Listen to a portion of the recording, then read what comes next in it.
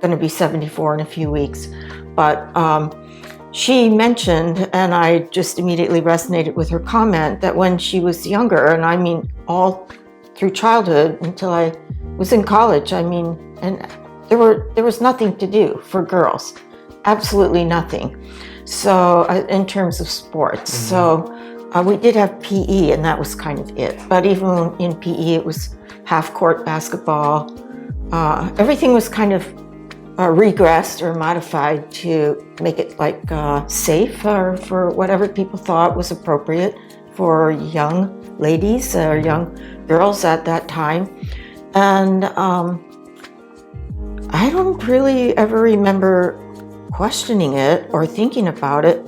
I played with my brothers if I wanted to be active, because I was naturally a tomboy. So if they were working on football drills or baseball or whatever was on the agenda for them, I would just, but only in the backyard, you know, or like after hours on the school grounds, play in with them.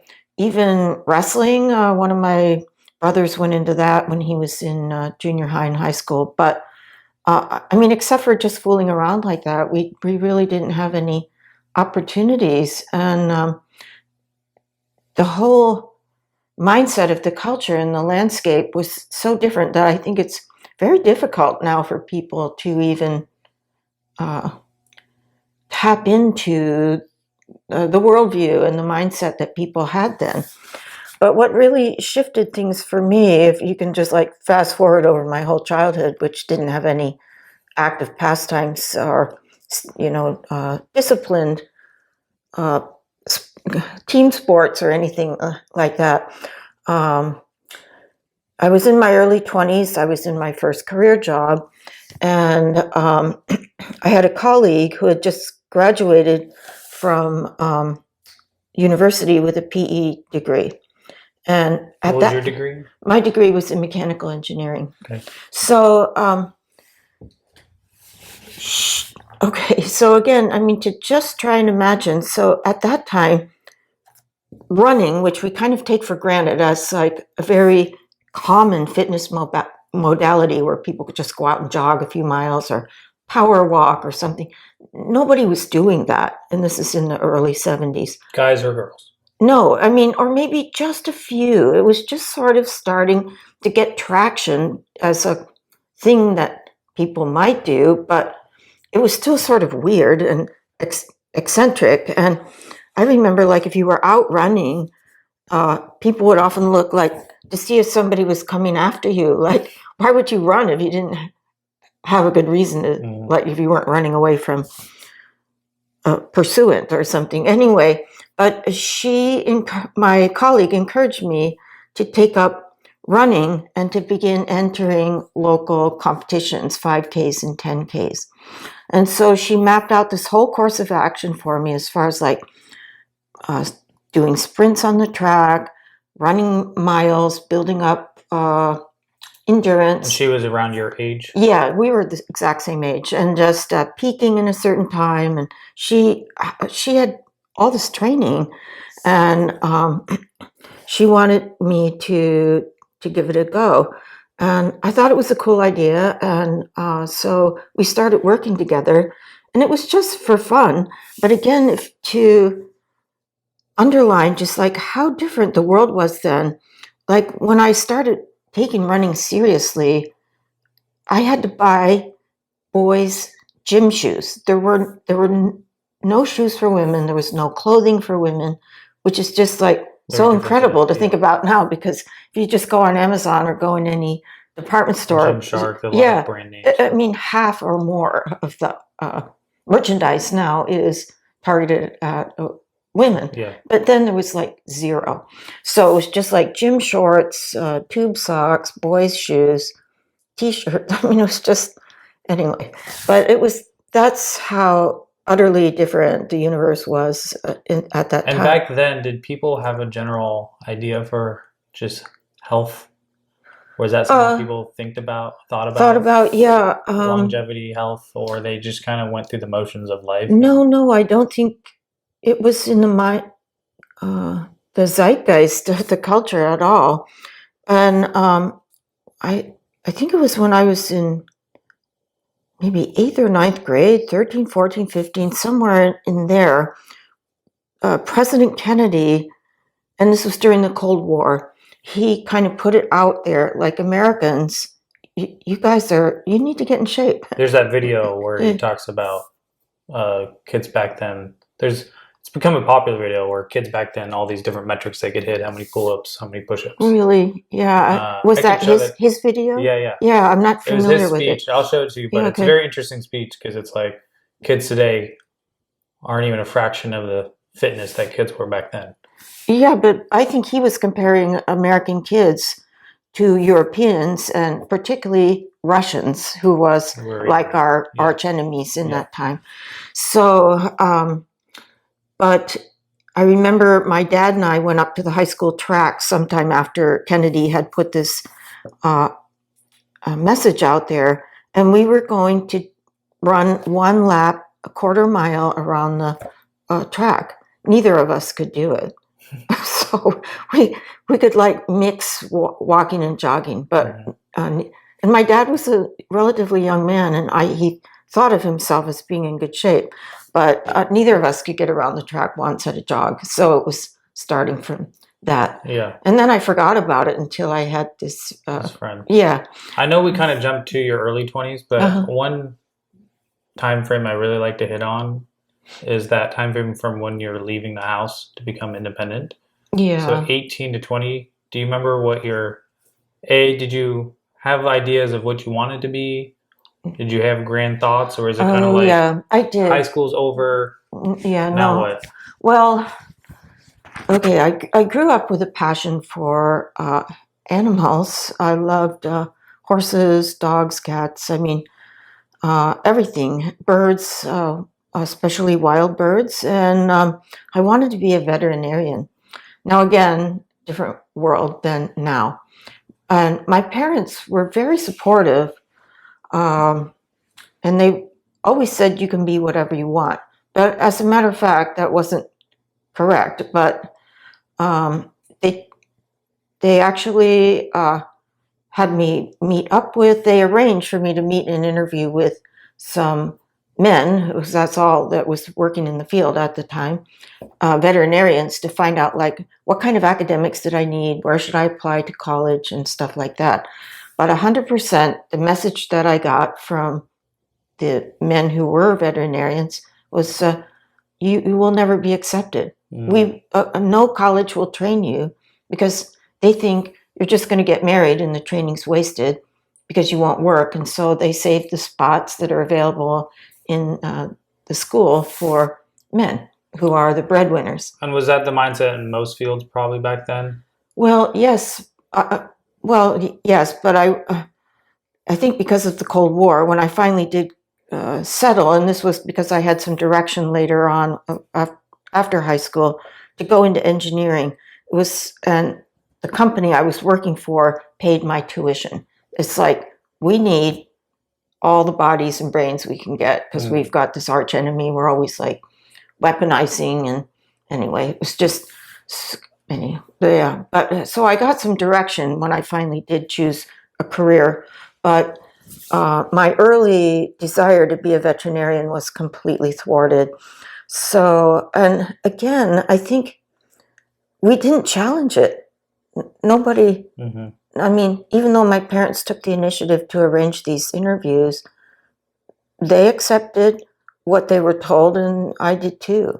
And I remember being kind of heartbroken about it, but you just, okay, that's not going to pan out. Again, I wasn't around back then, but I think back then there was definitely a higher trust of the experts or the people in lab coats. Yes. Where today, especially over what happened the past few years, you have a lot more pushback on question everything. Just because you are an expert in something doesn't mean I have to take you at 100% face value. That's also part of the mindset, because yes, back then we trusted scientists, authorities, the church leaders, the government leaders. I mean, if somebody isn't the teacher at the school, any position of authority, the police officer, there was no question. we trusted them. Mm-hmm. And if they said X, that was the case. So, yes, we just accepted what we were told. And I think part of that was because you felt like they had your best interest at heart. Yeah, like whether they did don't or waste not, your time. Yeah, you felt like they did, but it's a very different world today. Yeah, and I think when I was told as a young girl, don't bother, you won't be accepted, it wasn't said out of meanness or cruelty. I think whoever at the time the men giving the message were just trying to save me from wasting my time, or like preparing for an academic career that's very demanding and then not having a door open when I was ready to go. So I think it was. But anyway, we took it in that spirit. And yeah. See, then you went to college, and then the company you worked for paid for your... Well, I went to college initially as a biology major, still trying to kind of like stay in this space around life sciences and stuff related to animals. But I needed money. I had to quit school. And so I went to work at Motorola. So at that time, they didn't make cell phones because there weren't cell phones, but they were all, at least the division I went to work for was a government contractor, and they were making all military stuff. So I just went to work on the assembly line, and I just needed to make money. So were you dating at the time? Yeah, I guess so. But yeah, I just needed to support myself. I was probably doing what everybody did. And what state was that? That was in Arizona, but in Scottsdale. But when I was working at Motorola, then this whole other world opened up to me that I had not had any prior knowledge of. So manufacturing and engineering. And that was where I saw this opportunity. And so it wasn't just me, any employee, if you want to go to school, get a degree in a field that's useful for us, we'll pay your way. So I took that opportunity. And then I discovered like this aptitude and interest that I had, and I'm still working in that field, and I still love it. It's been really great. It's been very good to me. And that's one thing I tell young people.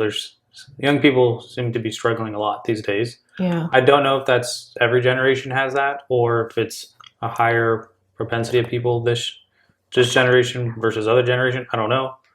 But one thing I tell them is you still have to live life. Yeah. Too many young people are living in their proverbial mom's basement. Right. And it's like, for you, it's like, okay, I had this plan, I had this desire. I actually did go to college. It didn't quite work out. One path, you could have just gone home and cried. Instead, you're like, okay, well, I got to pay the bills. So I went and got a job. And then at the job, you were then presented with another opportunity. Right. And then that opened up stuff where I think a lot of people, they hit some kind of difficulty and then they just shy away from life. And then they are told they need medication. They have all these problems. Right. When it's like all you really needed to do was take the next step and take the next step. Because you didn't know when you started at that company that you would have found this whole other thing. No, I had no idea. So I don't know if that whole thing you just explained was cultural, again, because the times were so different. There was kids didn't go home and live in their mom's basement. Right. Then. You were forced to. Yeah. There was live life. 100% expectation that you would either be in college, you'd be in the military, or you'd be out on your own. But high school graduation was kind of also, there's the door. Right. Because I know there's older men that I meet now. I meet a lot of people in the sauna who have grown men in their late 20s, early 30s still living with them at home. Yes. That it's one thing if my kid's like, hey, Dad, I am really working on this project. Right. If I live with you, it'll help me save some money. Yeah. That's one thing. Yeah. But you're having too many grown adults, not even like 18, 20, 19, 20. It's fully adults. 28, 30, 31, where they're still living at home enabled to do nothing. Right. Yeah, but I think that's a complicated thing. Yes. And times were different when I was 18 and just, at the age where I could go out on my own. But at that time, an assembly line job at Motorola would pay the bills. Yeah. And I don't think that's true anymore. Yeah, that is the difficult thing. Yeah. It's minimum wage. But again, that's a whole other thing where minimum wage is meant to get you to the point where you realize you need more skill to go get another job. Yeah. You shouldn't be relying on minimum wage to pay for your Well, lifestyle. and that exact thing happened to me because while I was working on the assembly line, after maybe a year or two, I mean, for one thing, it's super boring, but it did cross my mind eventually, like, is this it? I'm going to be stuck here for, another 40 years? No. Yeah. Yeah, something else has to happen. Yeah. So I was very motivated when I had the opportunity to take control of my future career and earnings to go for it. I mean, it was really a golden ticket. Somebody's going to pay your way through school. Yeah. Yeah. So it was hard because I was still working full time and going to school at night, but I was young and yeah, I think I did it. We all need to go through a little bit of the suck. Yes. Because once you go through that, then you have more motivation to do something else. Exactly. Yeah. There is the suck that is doing nothing, mm-hmm. and that's not really motivating because then you just continue down that spiral. But going through a phase of life where it is difficult or you feel like you're worth more, mm-hmm. but you're only getting paid so much. But yeah, I see that as a commonality in people that have gone on to go accomplish things. So I'm interested. So you did this running thing, right? So the running at it. happened kind of concurrent with starting this whole new career direction. Mm-hmm. That was all going on about the same time, and at that time, when I would enter a 5K or 10K, there weren't hundreds or thousands of people like now in the big events that we see on TV or in magazines, but there were still enough. But what happened, and again, I think because it was still kind of novel, I went right to the top. I would always be the winner or in the top 3. And did you enjoy that feeling of winning? Oh, of course. Yeah. And it took me by surprise because I didn't know I had any aptitude for that. But I think I did. And so then I began to take it more seriously. And I just kept at it and started working at it. You remember what some of your best times were back then? Oh, no, I don't. And it's all like pre-internet. It's just, there's no real record of any of it. I didn't even start saving my T-shirts until the 80s. So, yeah. The only reason I ask is my son did his first official 5K last year when he was 11. And my fast days are over. I used to run. I didn't know if I told you this. I used to run a lot. I did a few marathons, a lot of halves. I think you told me a marathon time. And then I had to stop running for a while because I had plantar fasciitis. But then I was like, no, I want to get back into it to show my kids. Right. It's one thing taking your kid to the track, telling them to run around. Right. And if you're not, then they're going to be like, oh, this is dumb. So I was like, hey, I need to figure this out. Mm-hmm. And so thankfully I was able to not have the symptoms come back, start running. And so he did his first 5K. My time was pretty slow. It was like 22 something. Mm-hmm. But his time was, for 11-year-old, he did 1938. Oh, gosh, that's great. And competitive high school girls who also did it, he beat them. And these were girls that have been training for several years. Right. Their coach was running with them. And so I was like, wow. Cool. My best ever time was 19 minutes. And that's when I was at my peak at age 17. He did this at age 11 with pretty minimal training. Like he had gone, because this was, I think we did it somewhere on 4th of July, somewhere around that time frame. And he'd done it with minimal training. It's like, wow, imagine if he actually put some effort into it. he could easily get down to not even a teenager, and he could get down to sub 18. So it was fun. Wow. It's fun for me to do that with him, and then just challenging me to get in better shape so that I can hopefully get some better times. Right. Well, I kept it running for about 20 years. But not, for a while I was really dialed in. And you said you got sponsorships? Yes. Well, I had a stipend from Nike for a while, and then again, it's still very early. Did they find how did that come about? Well, just because I was winning a lot, and then I would get some local notoriety and local. And this is still in Arizona.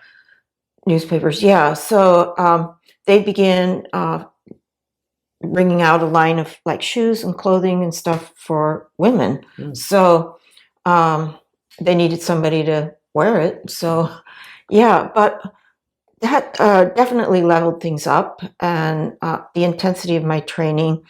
And back then, a best practice, what we used to think was just totally normal. No pain, no gain. Right. So the whole idea of rest, recovery, peak, and I didn't understand that back then. I didn't. I was always just like full throttle all the time. The guy that got me into running, he had that mindset back then.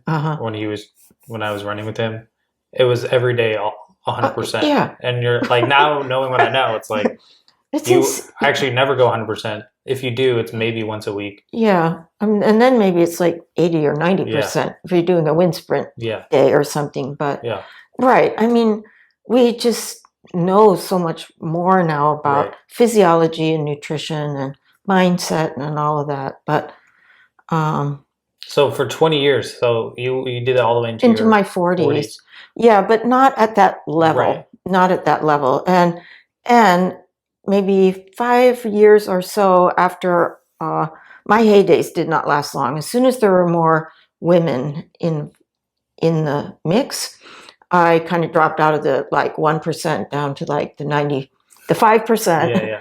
But and there's a huge gap between the top and the next increment down. Because then they probably started implementing it in college, and now you're having girls coming Well, out I don't know. Yes, because Title IX, I was in college when Title IX was enacted, but I don't know, like, okay, now here's a law, like girls have to have equal opportunity for sports in school that boys do, equal funding and all of that.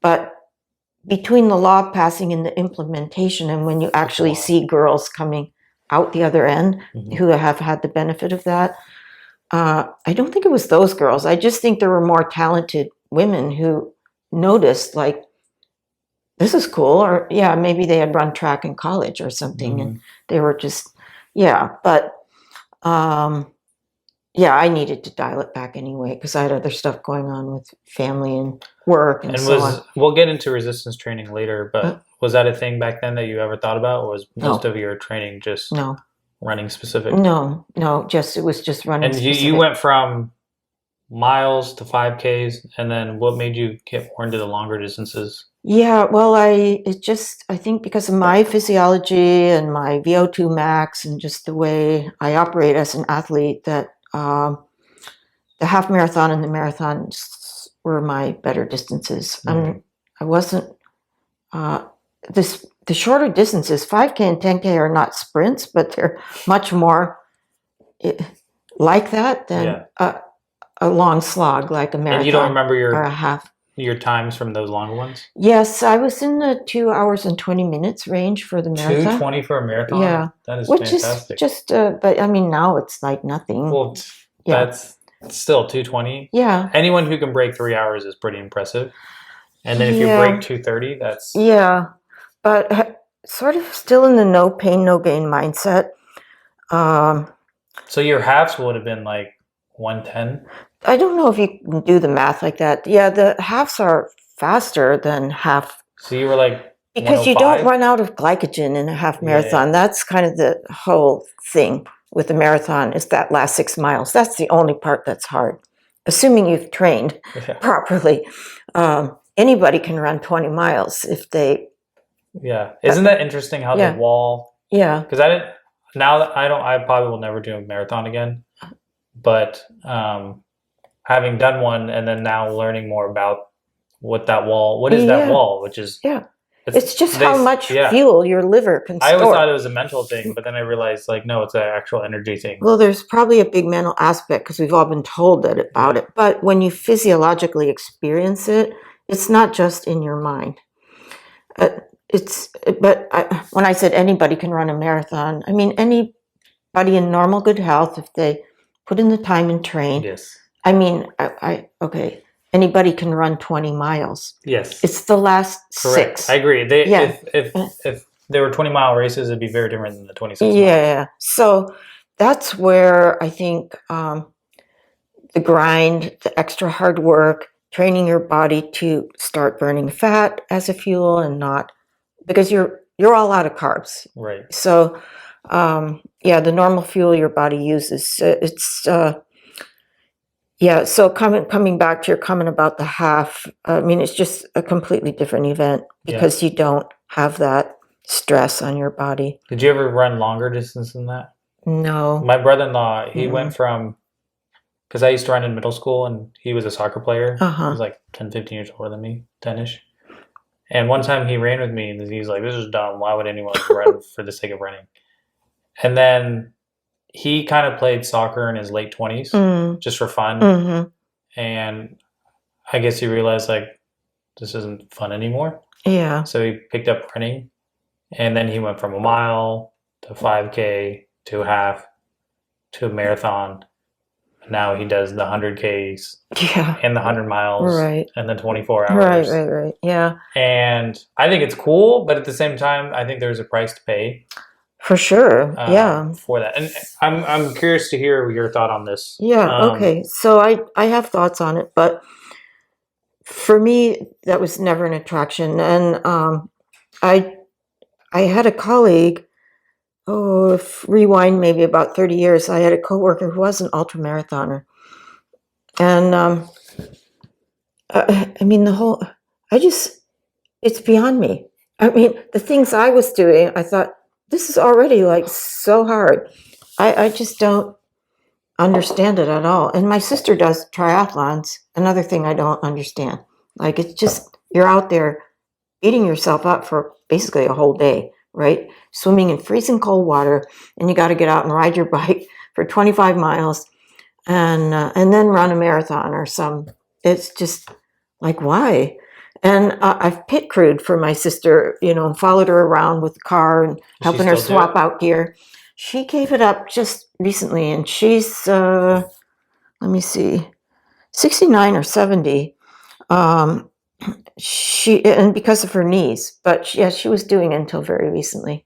Yeah, and that's my thing. It's like everyone, I would wish everyone finds their thing that they can be passionate about that's fitness related, and we're all going to have different things.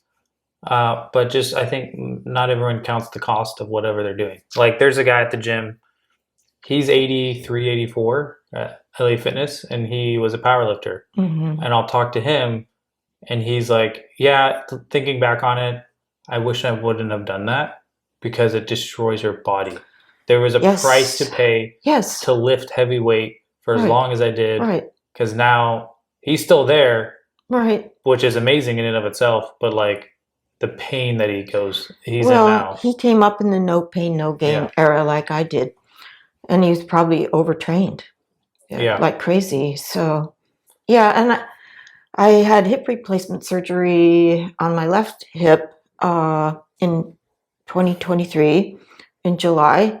And I think the arthritis is, again, no pain, no gain, just no days off, always training too hard, pounding. I mean, just all the thousands of miles I ran. It's just insane. And the right hip, next Monday, I have more surgery.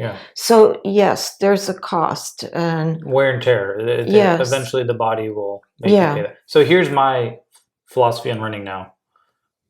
I think for fitness, because I want to encourage people to be fit, for fitness and running, you really don't need to do more than 5 miles. Right. Well, anything beyond that, sure, you can do, but most of the health and fitness is going to come mile 1 through 5. I'm curious what your thought is on that.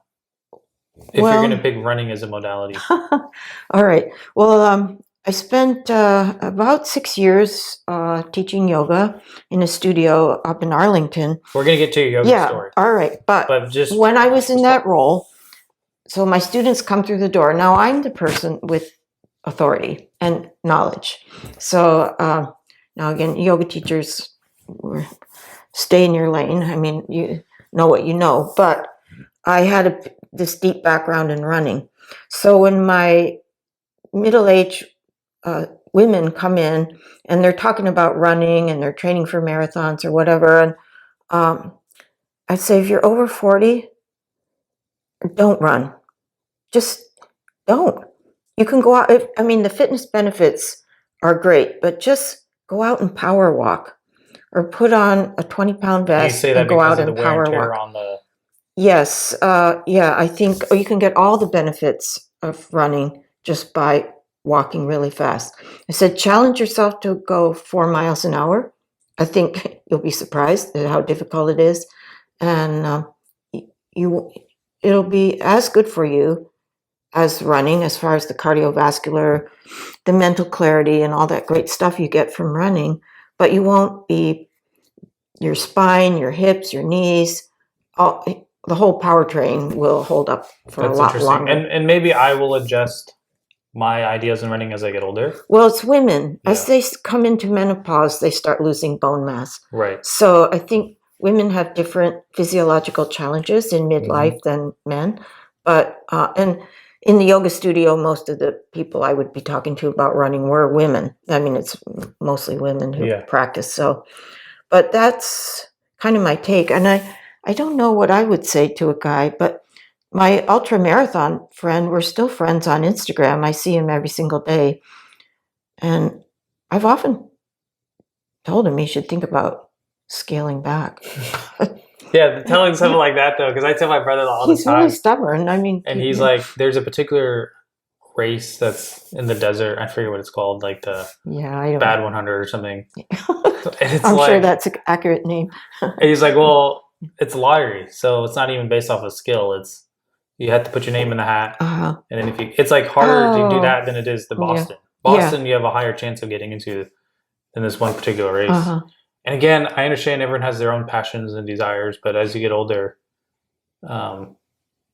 what's the point of doing all this training now if in your 60s you can't do any training? Well, right. Yeah, I know. I was working with a mobility coach a few months ago, a young man who, like, he's in his 30s, and he's an acrobat. Besides this side gig as a mobility coach, and he does crazy things with his body. I said, Teo, I want to just talk to you about the long arc of life. I know you're a young guy. You love being in your body. It probably is great, and you love challenging yourself. But it's not sustainable. It just isn't. So.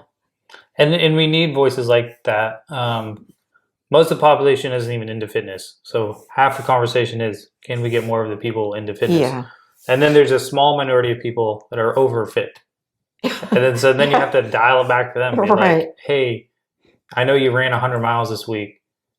Most of the health benefits came the first 20. Right. The last 80 were purely so you could cross out whatever on your training program. Yeah.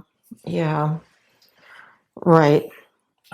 So, well, you did the running for 20 years, and then however much you want to talk about your personal life during that time frame, you got the degree. I know you you got married at some point in there. Yeah, but I mean, just to keep it on the maybe the fitness aspect of my life, I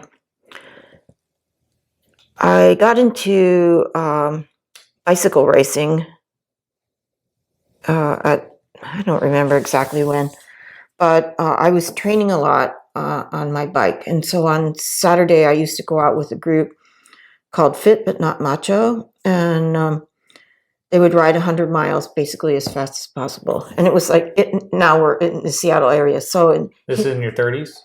Well, yeah. I honestly, yeah, at least. Yeah, 30s for sure. But I was really loving it. And it was very challenging because in the Fit But Not Macho group, it was almost all guys. There were always like one or two other women, but it was like hang on for dear life. It just, it's somewhere in there. One of those guys was a firefighter in the city of Seattle. And I always used to beat him up the hills. And he would just get so angry, like it would just wound his vanity. And we were huffing and puffing at the top of a hill once and stopped for a water break. And he said, well, okay, but I bet you couldn't pass the fire department entry test. So I totally took that as like, hell yeah, I can pass the test without having any idea of what it involved. Yeah. So it's super hard. But at that time, and I don't know if it's still true, but Seattle Fire Department had an affirmative action goal for hiring women and minorities. And I think on minority men, they could meet their goal, but they never met their goal for hiring women. There just weren't enough women who could pass the test. Mm-hmm. So I actually devoted a whole year of my life to getting in the shape I needed to be in to pass the test. And it was just, now looking back, incredibly stupid, but I was just like so determined to do it that once I had my mindset on it, I had blinders on and I never looked back. So did you pass the test? Yes. So I tested in with a group of 60 women and 3 of us passed. But by the time I had gotten there, it wasn't like, okay, pass the test and now I'm walking away. I'm done. I proved my point. Yeah. Then I wanted to be a firefighter, and that was like even stupider than the time and energy I put into developing the fitness to pass the test. So, but the work of getting fit to pass the test was the first time I ever picked up weights. I worked with a personal trainer because there were very specific requirements for bicep curls and other kinds of resistance fitness kind of measurements you can do, like with squatting and pressing and so on. But in full bunking gear, you had to be able to run up a ladder at a certain timing and haul a hose. And the hoses are huge. And if they're wet, they're unbelievably heavy. So anyway, I got strong enough to do it. And I did pass the test. But then I was so invested mentally that I just kept on going. And anyway, it was a disaster because they have Do you think it was midlife crisis, possibly? Excuse me? Midlife crisis? Well, yes, it caused a crisis, and I was in my midlife, but I don't know if it was like a classic midlife crisis. But so there's because I passed, then you go into a recruit training phase with a bunch of other people, and most of them are men, of course. It's a very military, macho culture. And again, change of time. In that day, there was no like Me Too, sexual harassment. We didn't have any language for, and that was just part of the landscape. Men were entitled, take it for granted. It was a horrible, horrible place to be as a young woman. So in terms of that, I mean, it was just, and it was a lot of hazing. It was really cruel. And anyway, so I didn't last. And when I was shown the door, that was the crisis. And because I had never had an epic failure at anything in my life. So you took it personal? Well, it was personal. I mean, I was so invested in it and bragged about it and told everybody about it. And it's like, and it was just like the first time I'd ever completely fallen flat on my face. As everything else I had tried my hand at, I was like with the running, I was good right out of the gate. And yeah, I was good at school. I was good at my job. I was just, everything else won't say it came easy, but I was always used to getting a lot of pats on the back and knowing that I had done well. Yeah. So I actually had to go to counseling. I took antidepressants. I really went into a big slump, and that took me about a year to recover from. And my body was destroyed. Talk about a price to pay, because I am not built for that kind of work. And women do it, but the women who are successful are like 6 feet tall, 180, 200 pounds. Yeah, I mean, they're big, strapping girls. Probably higher testosterone. Well, maybe or maybe not, but they're just in a completely different frame than mine.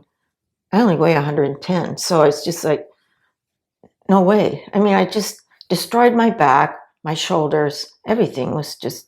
So that brought up an interesting thought. You know how we tell young people have no regrets, go try the thing, but maybe not once you hit certain... In your 20s, I think you should try a lot of different things because you don't know. Yeah. But in your 30s or 40s, and as you get older, you don't have to try everything. And hearing your story, it's like it started off as a personal challenge by this guy, but then you just kept taking it further and further. And if you had someone in your corner that maybe would have told you, hey, don't go down this path, it's not worth it. Because I think we all need someone, no matter what stage in life we're at, that can help us honestly assess ourselves where we're at. Well, sometimes you hear the question, what would you say to your younger self? So I think I did have people saying, is that wise? Or, you know, but even I wouldn't listen to anybody. Right. That was so, even I wouldn't have, like, if now I could talk to my younger self wouldn't listen to the now, Would you listen to your older version? Yeah. No, I was just very headstrong. So you almost, it was inevitable. There's probably nothing you would have the crash and burn, but you almost had to go through it. Yeah, but to your point about try everything and no regrets, I mean, that's something I still look back on and just shake my head. It didn't go well, and there was no part of it that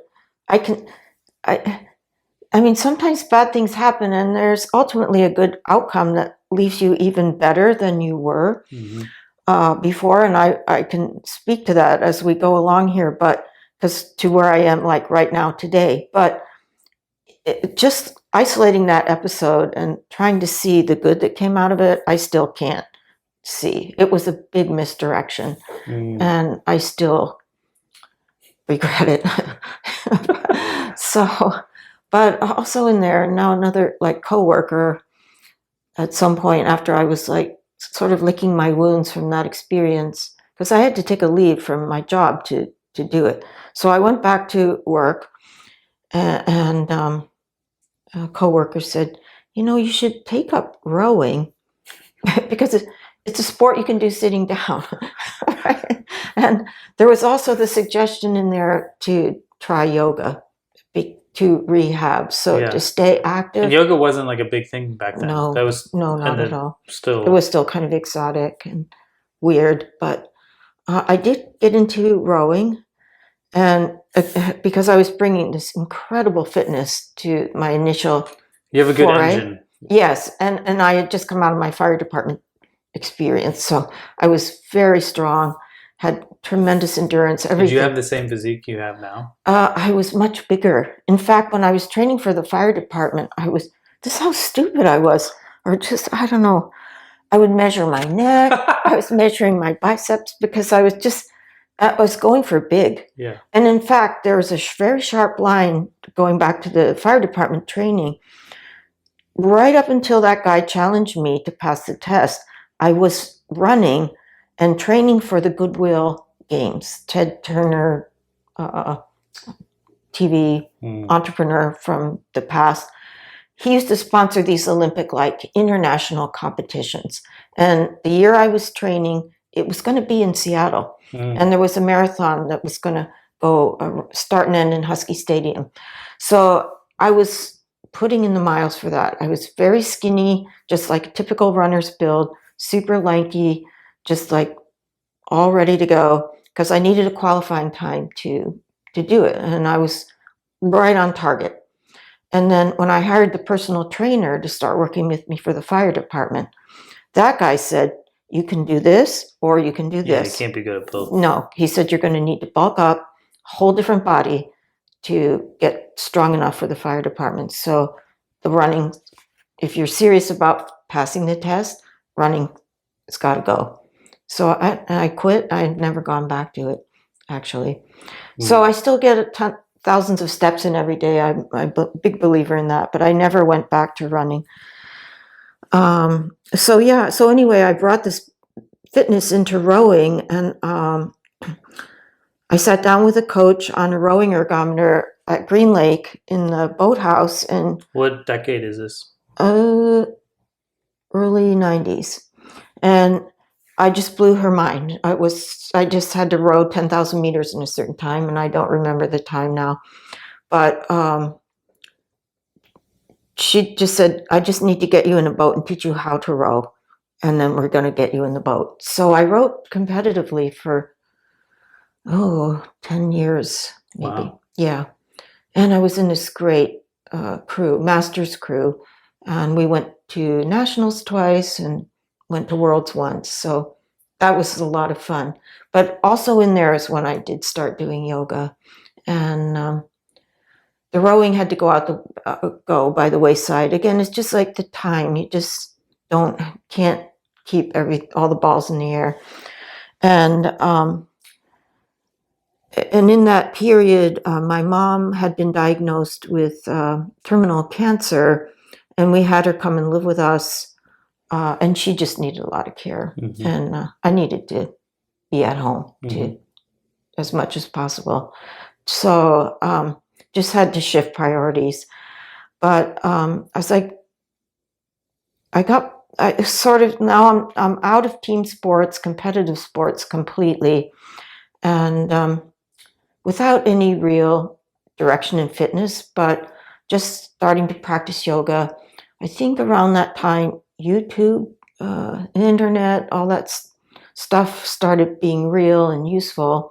And I began practicing yoga with a studio in California. It's called Santa Monica Power Yoga, and they were like one of the first ones out there to start streaming and they would record classes and put them online, and then you could just pay like $4 a class and take it. So I started doing that very regular, but not anything else. What did you like about it initially? Yeah, I started doing it initially as active recovery. I didn't know anything about yoga. There's many different kinds of yoga, and I didn't understand this or that about it. Just had a video, a couple of YouTubes, and I just started doing it. But to give my body a break and yet still keep moving, and because I could do it at home. But after not very long, I think I remember like just 3 or 4 weeks. So after doing it every day for a few weeks, I began to notice that it's a very difficult thing to articulate, but this inner change begins to happen. So I could talk a lot about this because now I've been trained to teach yoga and I've studied it in depth a lot. But is it a spiritual thing?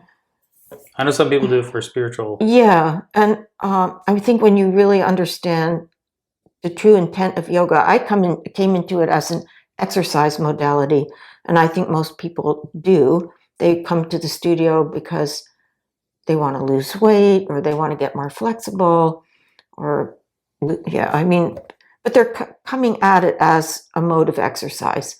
It is, but it isn't. I mean, ultimately, that's not what it's about. You will get strong and fit and flexible if you pursue it consistently. But the real work of yoga and the real purpose, and this happens no matter whether you're... Doesn't matter where your intention are. Yes, you can come in thinking I want to get strong and flexible, but the magic will still happen. And that is, it has a way of bringing your attention inward because it's just demanding enough that, and it also, as far as I know, the only exercise modality that sequences an active inhale and exhale with each movement. And so as you become a little bit more adept at doing yoga and you can sequence your breathing with your movements, your whole parasympathetic nervous system turns on. And so the cortisol goes down and the inner chatter goes down. And it just gives you these little moments. They're very brief in the beginning, these little ineffable moments where you're just in contact with your deeper nature, the part of yourself that's your true nature, your subconscious, the part of you that doesn't really have language. And you never experienced that running or rowing? I think in running you can have those moments of euphoria. Not well in rowing, it's a team sport, and in the boat, there's just you're kind of in the mind of the boat and not in your own head so much. I'm not experienced at swimming. I've never pursued that, but here and there when I have swum laps, I think the rhythm and breath work and swimming comes close, actually, because the breath is synchronized with the movements. But yoga is very purposely intended to generate that effect. But and so you might never understand that aspect of yoga as a yoga practitioner, and yet you will still have that experience. And I think that's what drew me in, besides that the fitness aspect of it, because I was just so fascinated by this other dimension. And so I mean, it's still part of my life, but not nearly as much as it was up until, I would say, maybe 2 or 3 years ago. And I've only had to let go of it. And with a lot of grief, I would say. It was not an easy letting go, but because of the arthritis in my hips.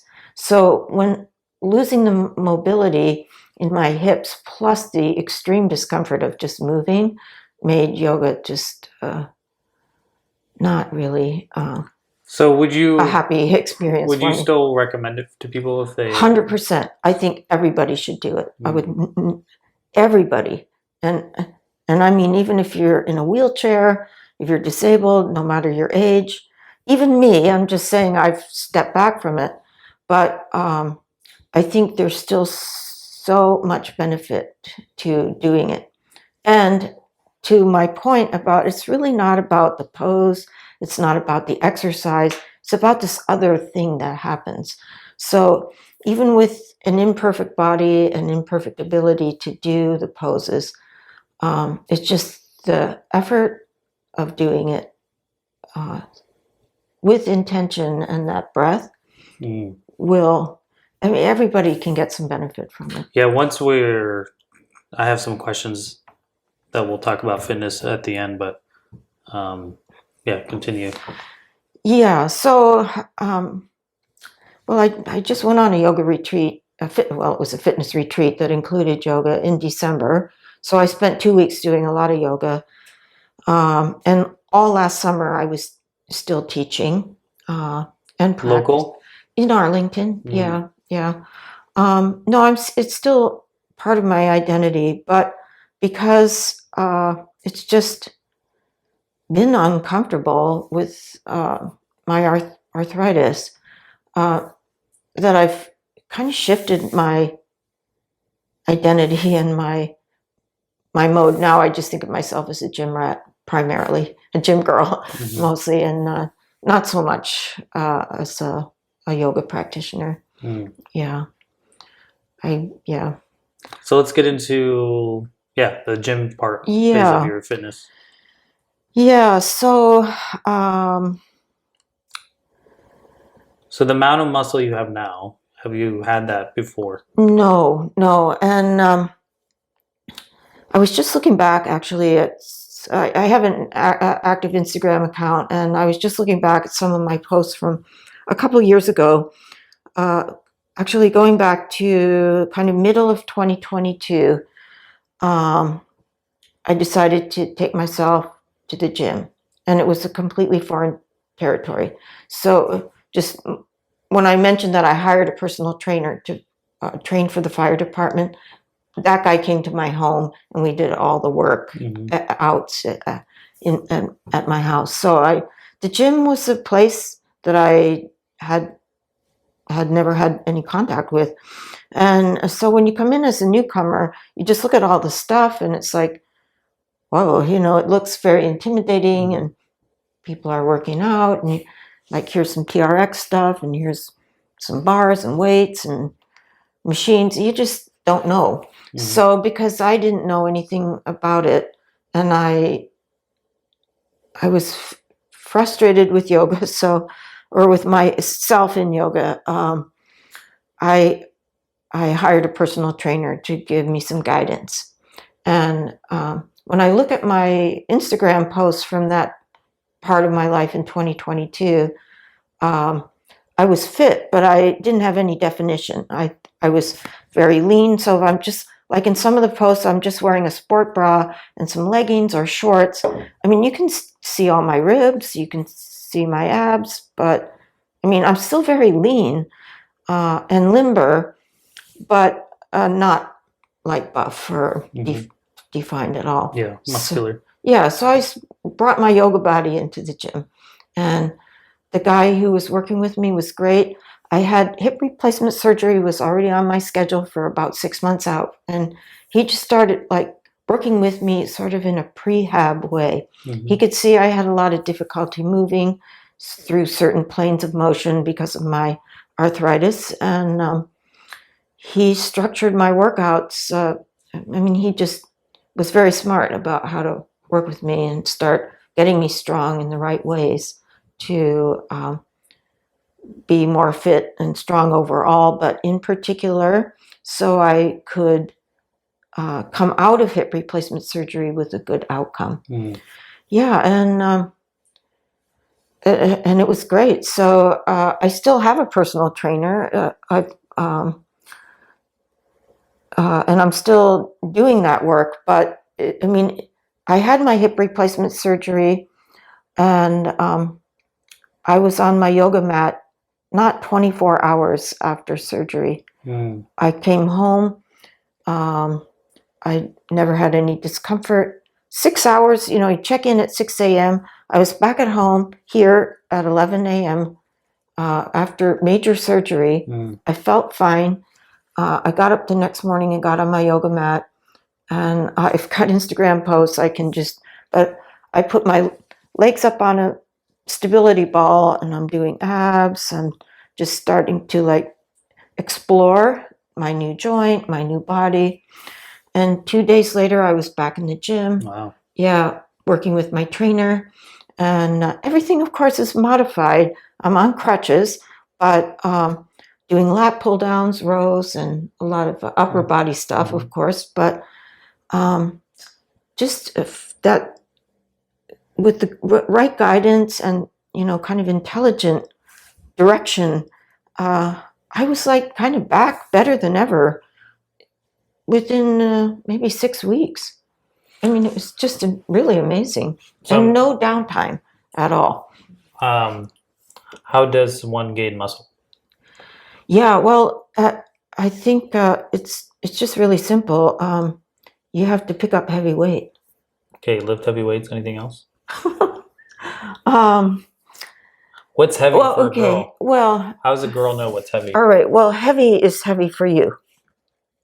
So if you're when I was a beginner in the gym, just picking up an unweighted bar was heavy. So an Olympic bar weighs 45 pounds. And how many reps? Or 20 kilograms. The reason I ask these questions, I have avatars in mind. I have nieces that are in their early 20s, and then even my sisters that are in their 40s. Right. So how does one know what is hard? Well, how many reps? I would totally encourage you to work with somebody or who knows what they're doing. So what if you can't afford that? Yeah, so you could get a virtual coach or just spend some time watching YouTubes or with, I mean, you can watch a bunch and figure out like who's smart, who you can trust. Mm-hmm. But there's heavy is heavy for you. So but then I would just say, how many reps? So there's two ways you can work out for endurance. So if you're going to do, and again, relatively lighter weight, like 10 to 12 reps or 15 reps with a relatively lighter weight, you're going to build a lot of endurance. But at least 3 times a week, you have to load up that bar or pick up the kettlebells or your dumbbells or whatever your resistance is with enough weight so that you can only maybe do 5 or 6 on one set, and then 3 and then 2. Keep progressively loading up until you just can't do another one, or you're just barely can do another one. What do you think is another component a lot of people miss out on though when it comes to training in general? Or mindset, nutrition. So let's hit on that, because I think most people don't realize, most people will get one of those correct. Mm-hmm. Okay, I'll commit to going to the gym.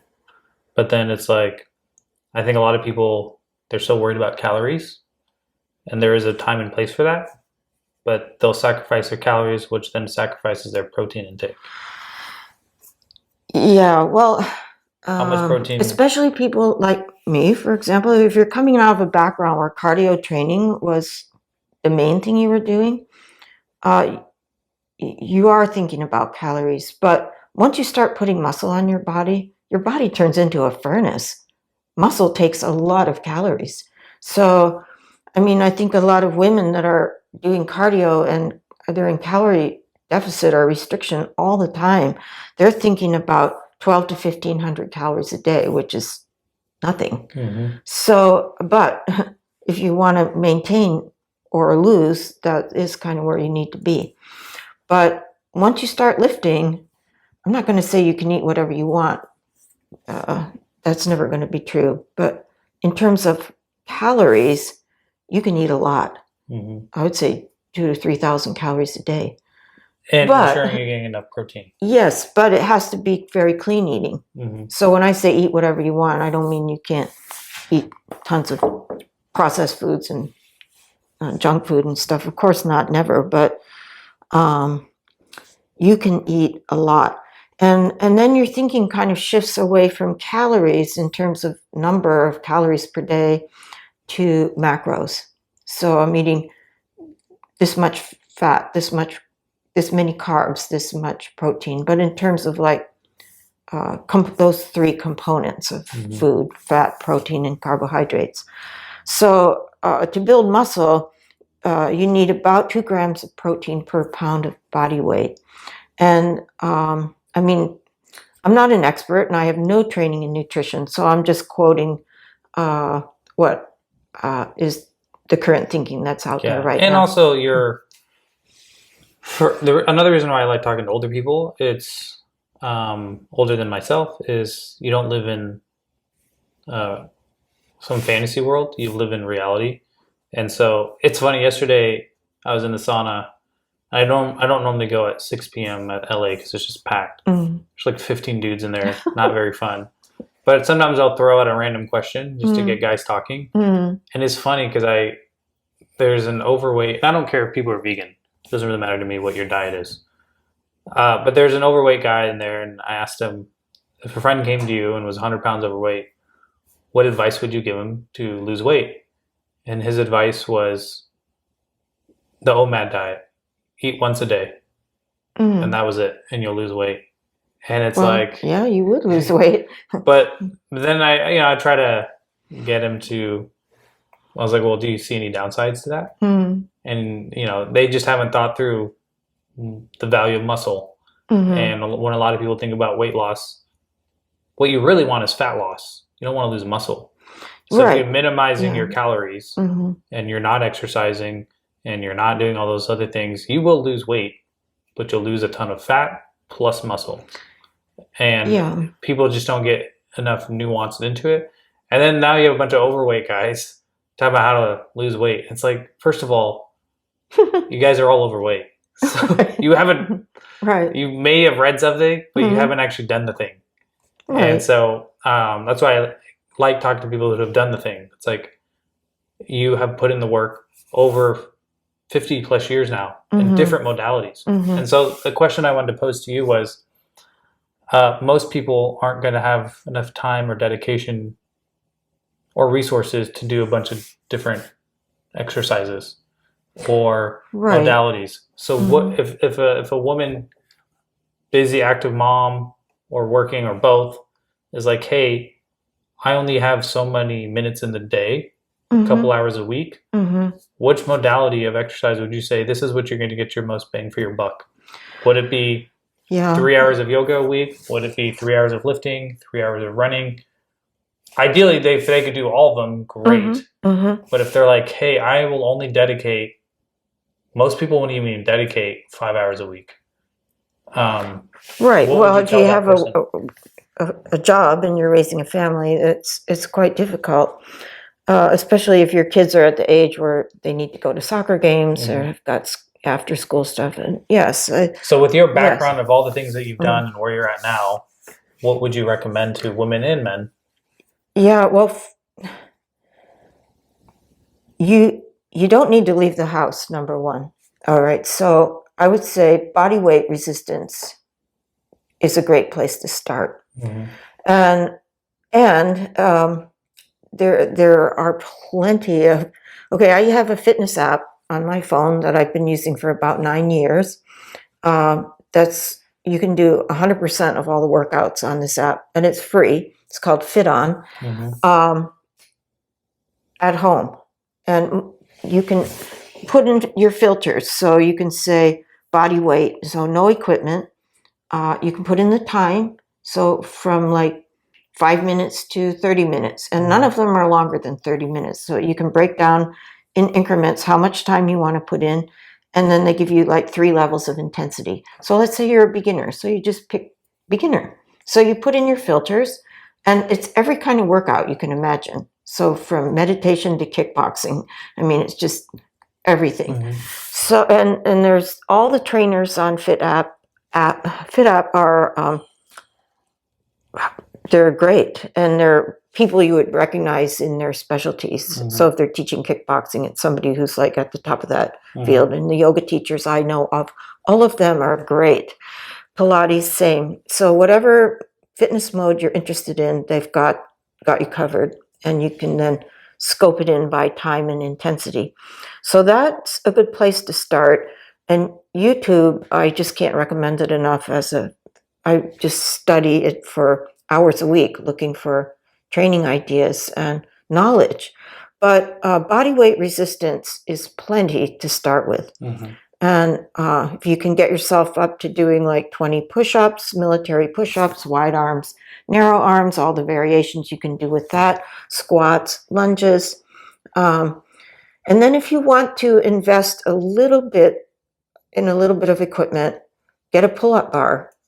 And you can get pull-up bars on Amazon for like, I don't know, $20 or $30. And just mount it in your door. I've got a home office upstairs with a pull-up bar, and it's cool because it still allows the door to close completely. But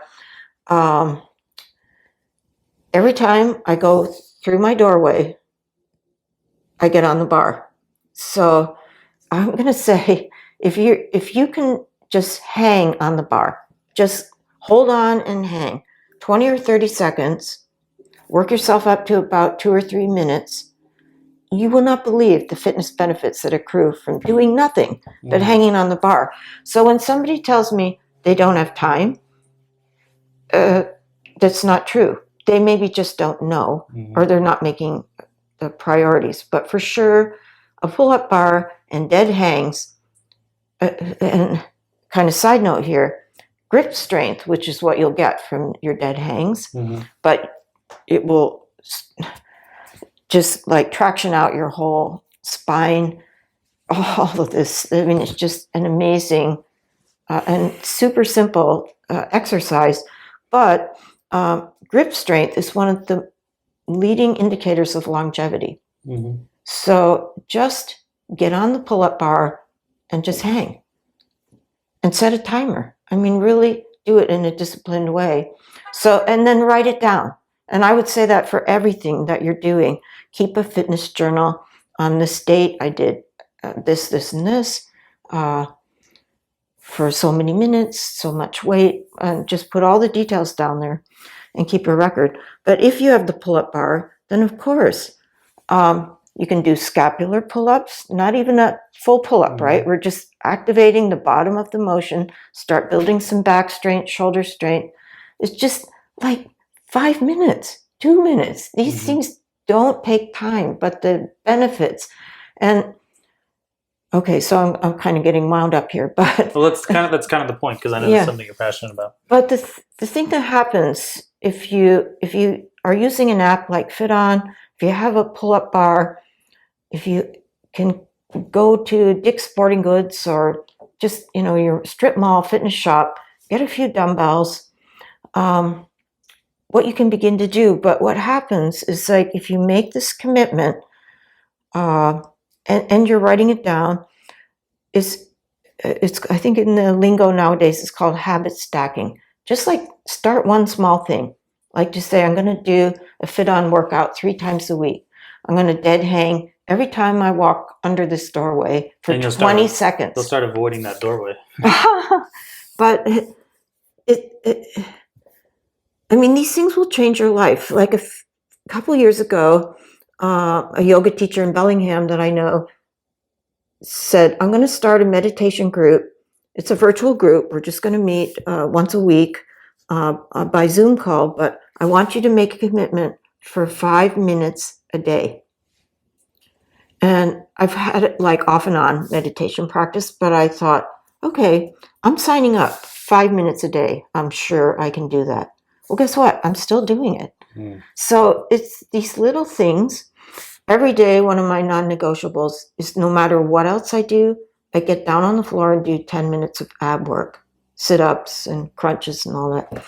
So it's like habit stacking. Just find one little thing and just do it over and over and over until it becomes like just totally second nature. Maybe you can make a commitment to yourself to 3 times a week, I'm going to go out and walk for 20 minutes. But nothing's going to get in the way of that. It's a solid commitment. You're just, so that one small thing and then add another small thing and another small thing. So, and then it just builds up. So maybe coming back to nutrition, you can't make a sweeping change all at once. I mean, you can, but 2 weeks later, that's people make New Year's resolutions, and 3rd week in January, they're all out the window, because maybe 2 or 3 things you can change, but you can't like totally rehab your whole diet all at once. Just pick one thing that, like I would say, if you're going to just pick one thing, get rid of processed sugar. So don't make a resolution to yourself, I'm not going to eat anything that has refined white sugar included, and then I'm not going to add it in. So fruit, yes, okay, there's natural sugar. There's sugar naturally occurring in many foods, but that's okay. But just start with that and make it conscious. And then maybe I'm going to, I mean, everybody with food kind of knows where their issues are. Maybe you have a habit of snacking after dinner. Like, what's interesting about food, everyone kind of deep down inside knows what's healthy. Yeah. It's just a matter of execution. Well, the tricky thing is, I mean, you can't just stop eating. You need to eat, but it's like bringing the mindfulness in. But to come back to the commitment to exercise, I think once you start doing that and you've built that habit, your body is going to give you guidance as well. Then I think just kind of in the natural evolution change that starts to happen is that you're going to want to eat better. I mean, you just have to. Was there ever a phase in your adult life that you weren't doing some kind of fitness? No. And that's the difficult thing for me to understand from other people that don't do fitness. I've always just known fitness. Yeah. And so we know there's a lot of benefits to it, but because I've always just done it,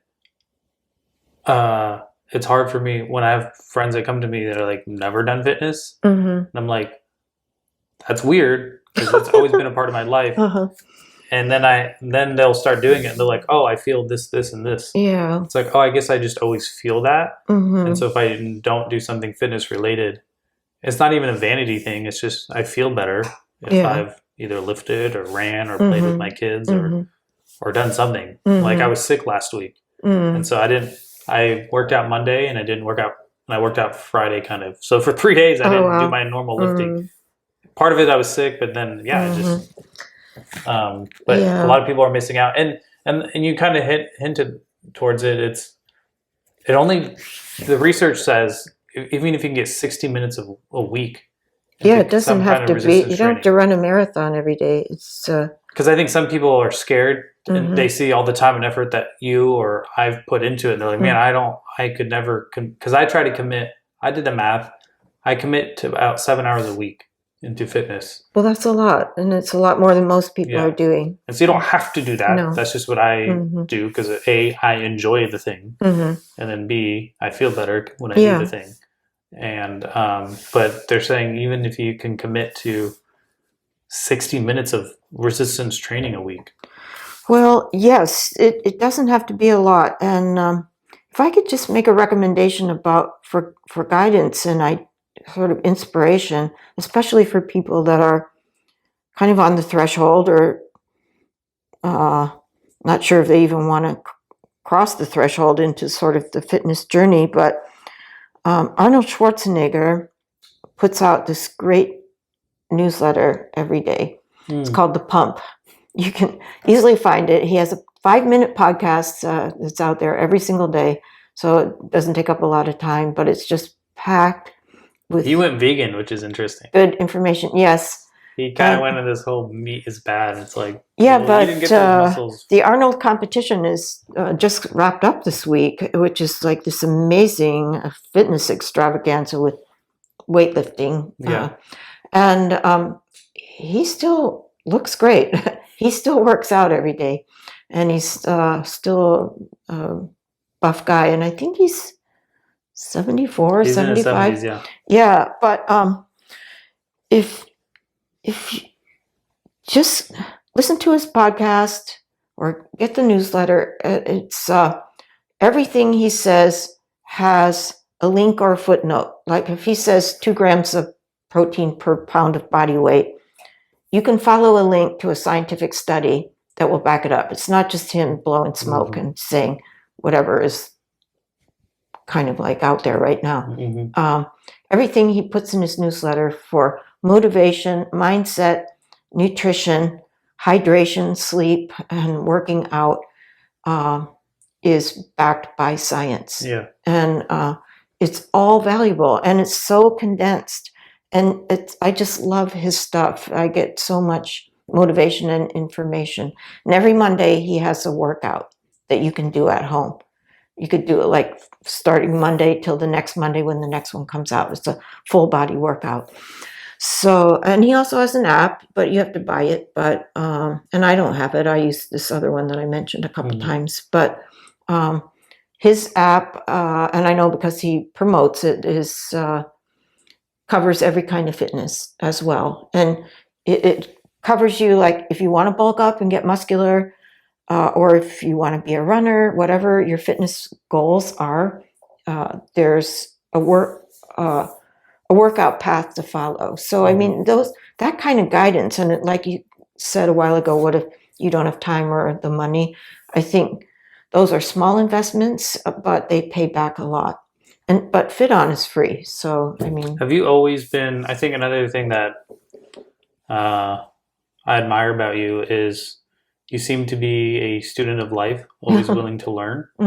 Would you say you're an exception to your peers, or yeah, I don't know. Have you found a lot of other people like you, or are you finding yourself more to be alone with in that regards?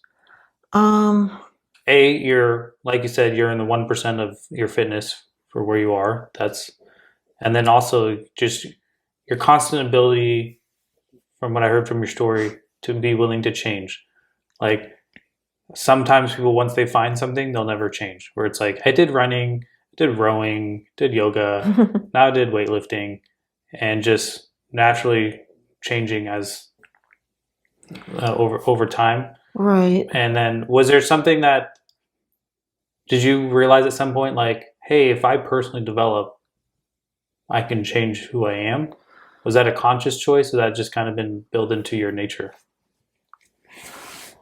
Because your ability to change isn't normal. I that's I have to Maybe you haven't thought reflect through it. that. Yeah. No, but I just had a flashback here as I was trying to think of how to answer your question to myself as a very young child. So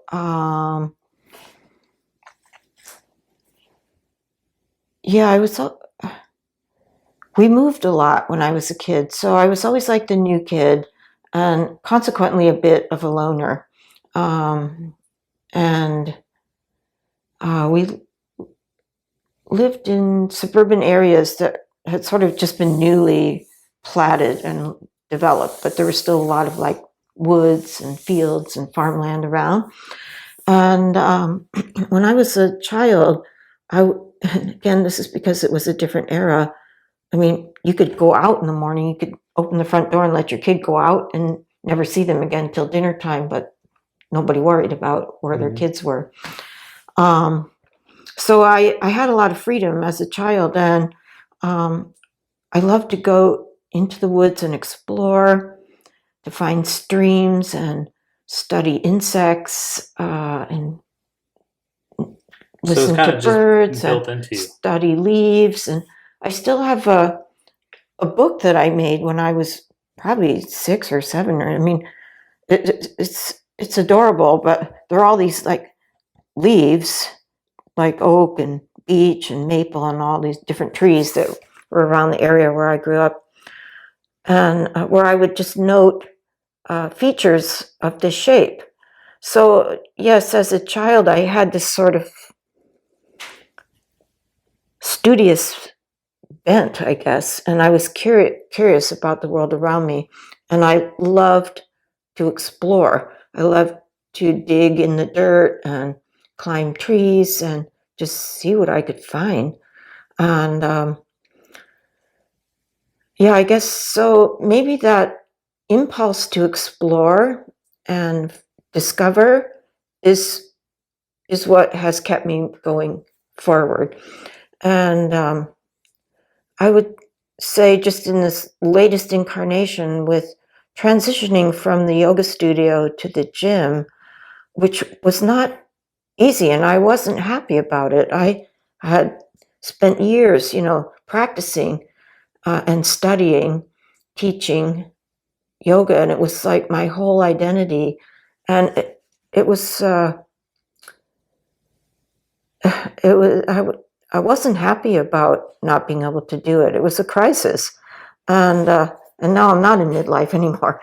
And when you're older, you just feel like, as opposed to when you're younger, you just can't keep reinventing yourself. It's you kind of see that you're going to run out of runway after a while, and it just felt like an end, and I wasn't happy about it. But even as I was kind of making my way into the gym and that space, I was still hanging on to yoga and my identity as a yoga practitioner and teacher. But now I've been sort of fully into the gym for close to 3 years now. Yeah, well, you look fantastic. Well, thanks. But I think what happened is, like, now I'm like happier with myself than I ever have been. And I never saw that coming when I was in this last change. And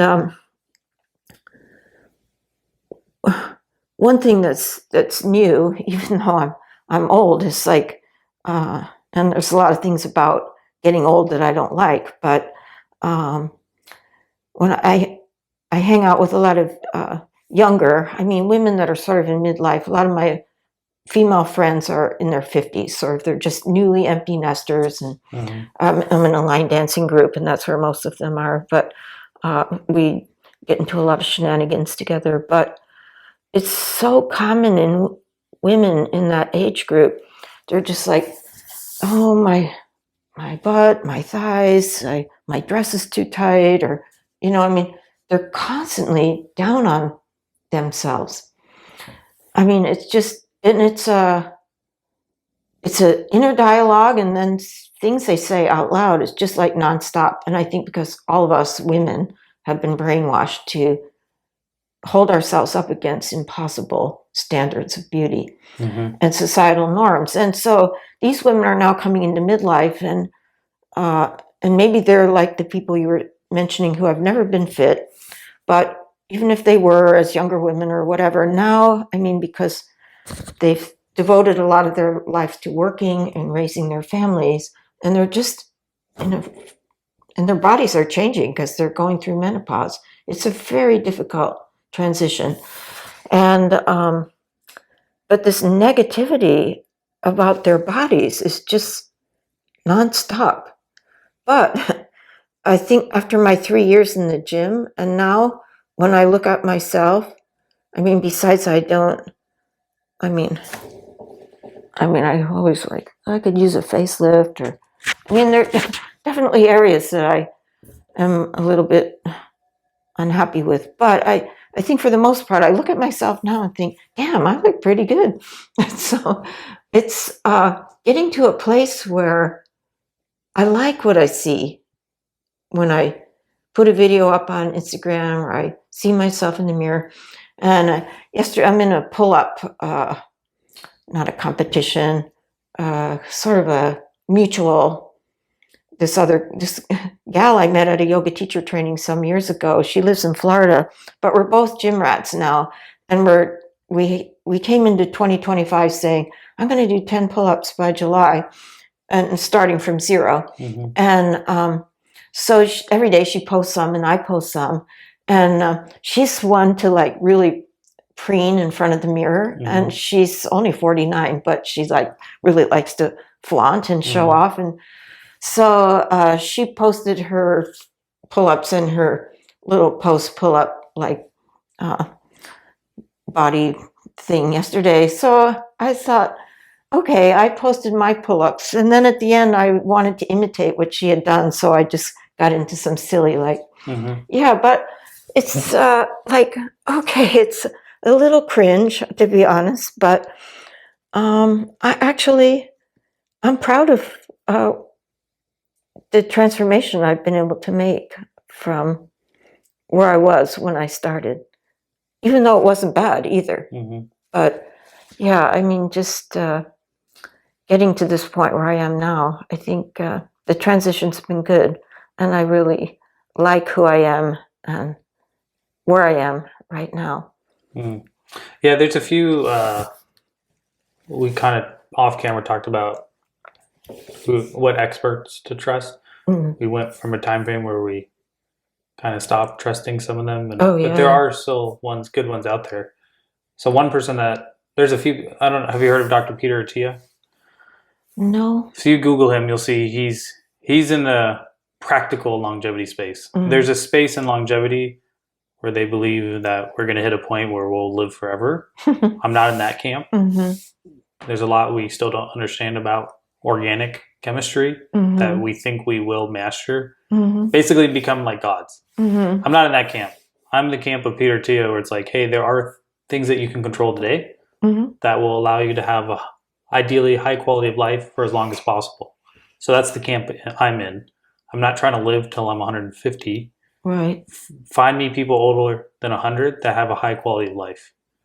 Well, right. I think longevity in and of itself it's not a very attractive goal if you're not healthy. Correct. So it's healthy aging. Yes.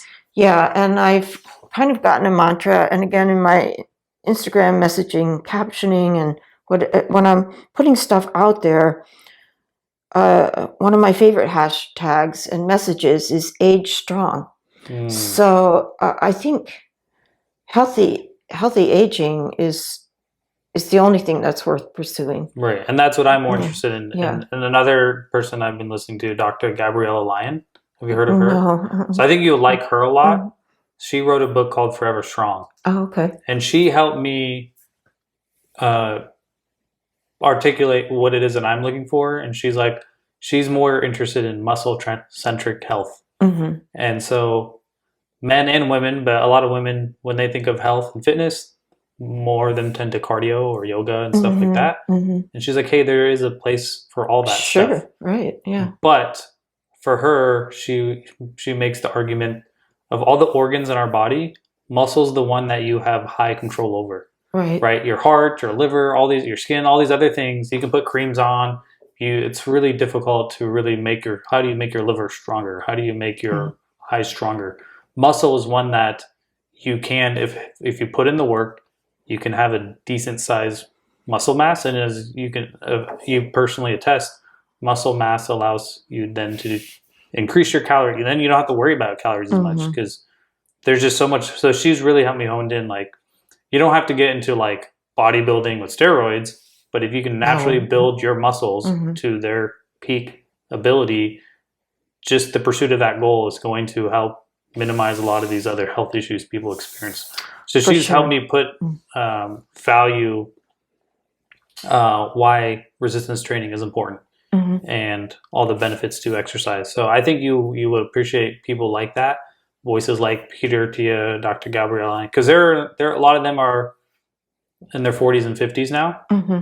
Dr. Sims, she wrote a whole book on women's health because she realized when she was up in the competitive world, I think biking was her thing, and she realized everything was all about just do what males do at 80%. And you know that that's not the case. You're not a mini man. You are a woman with the hormonal changes, and the reason why I'm interested in that, I'm not a woman, but I have a wife and a daughter, and I want to better understand them. And then if my daughter decides to get more into the health and fitness space, then hopefully I can guide her better, because I would guide her differently than I would guide my sons. So that's why I'm interested in it as well. And then also just having general knowledge of that stuff that I can apply to my life, but then apply to help other women understand their goals. But so a question I like to ask is not do you have regrets, but what is knowledge that you've picked up older in life that would have been helpful for you to have known or understand when you were younger? Well, calm down. Yeah, I tend to be in overdrive a lot. I think intensity, probably,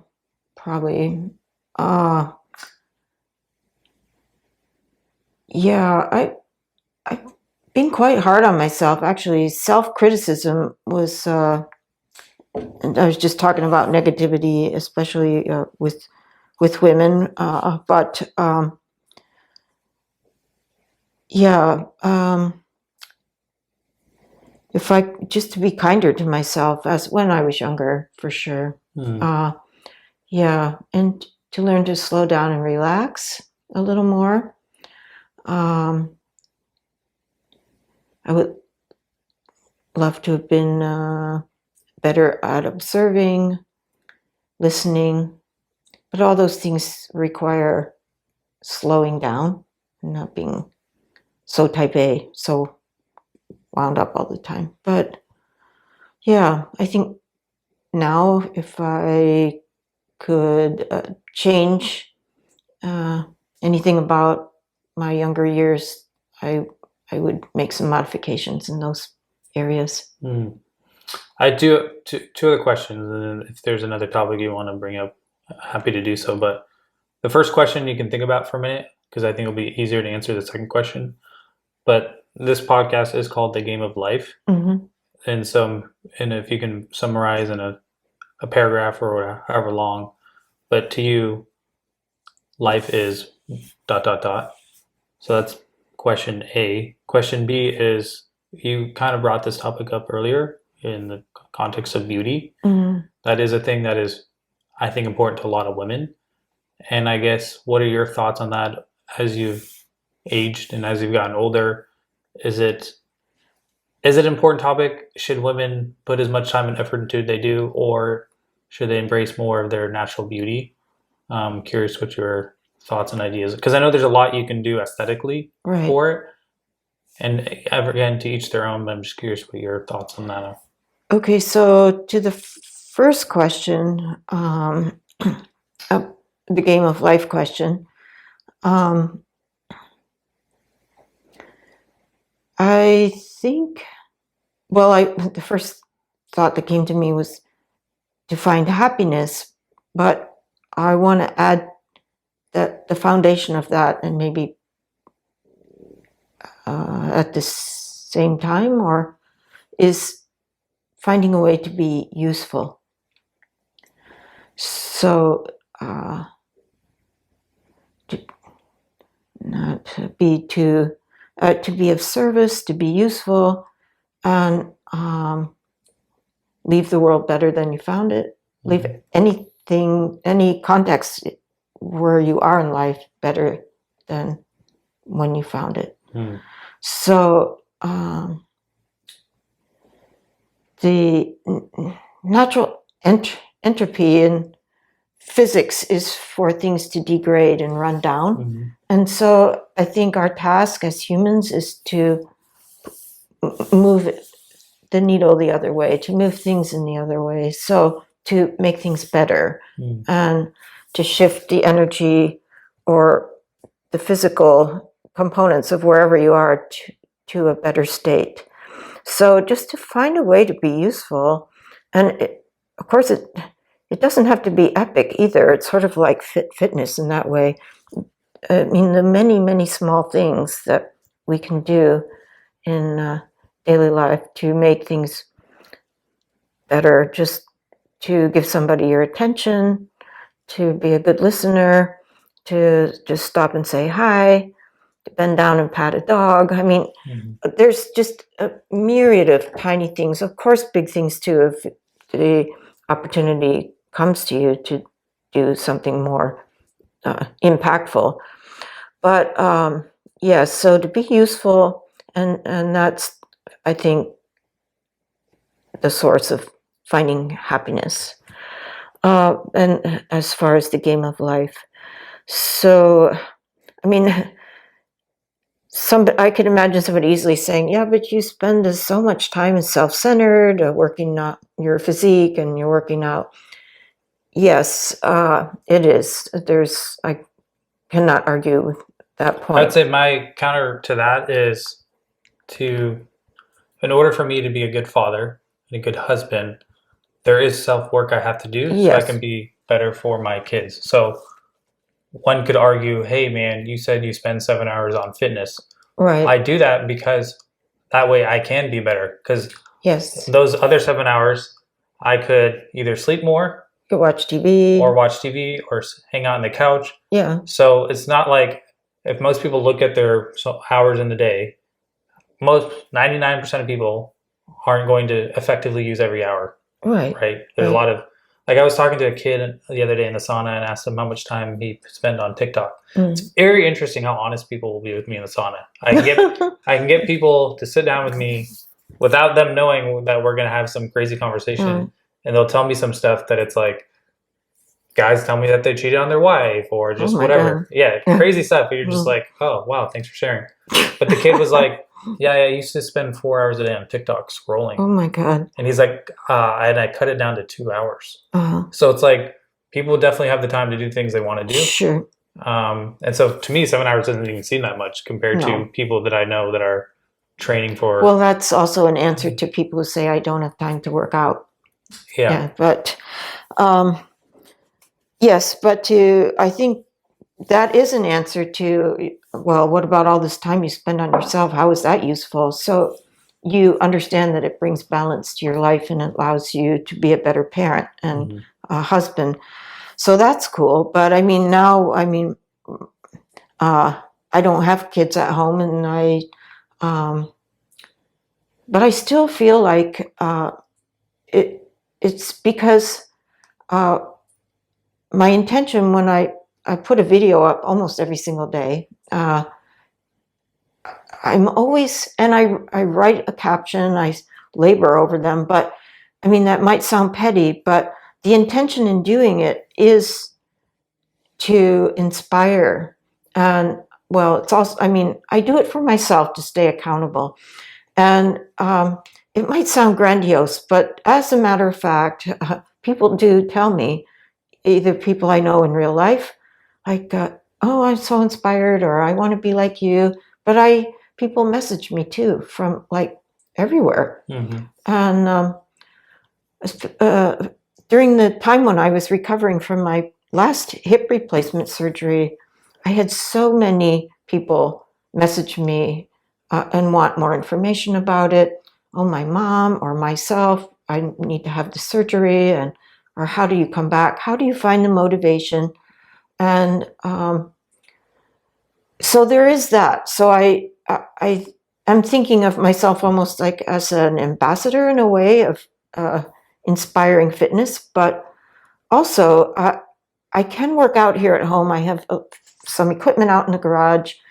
I have a nice space upstairs where I can practice yoga, but I like to work out in the gym.